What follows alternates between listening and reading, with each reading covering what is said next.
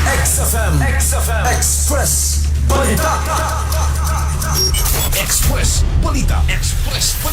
Nakit ang wala na'y kinabuhi ang 88 anyos nga lolo sa katubahan nga nahimutang sa Purok 2 Barangay Tubigon, Maramag, Bukidnon, pasado alas 5 sa hapon, Abril 12 ni nga tuig. Ang biktima na ilanga si alias Alfonso, residente sa nasgutang nga lugar. Base sa report, ang biktima ni biya sa iyang Pinoy-anan ni adtong Abril 9 nga wala nagpahibalo sa iyang mga kabanay. Gipaning kamutan na siya mga kabanay nga makit-an na kini hangtod nga nadiskubrihan ang pateng lawa sa biktima sulod sa usa ka plantasyon sa tubo. Nagibanabanang 500 metros aga gilayon gikan siyang Pinoy-anan. Ang biktima gidala dayon sa Bukidnon Provincial Hospital sa lungsod sa Maramag alang sa eksaminasyon. Koga diin walay nakitang timailhan sa foul play sa lawas sa niini. Nasayran nga ang hinungdan sa kamatayon sa biktima tungod sa iyang katigulangon o medical history nga gikumpirma sa nihiling nga doktor. Mga katropa, sa panahon nga perti kainit dili kita kumpiyansa paglakaw-lakaw nga kitarang usa. Kinahanglan natay kauban unya high blood, diabetes, uban pang mga balatian kinahanglang tumaran og Santon Plus herbal capsule alang sa naghahiusang Pilipino para sa Pilipinas. Ako si katropang Jonathan Lee Soriano, XFM News.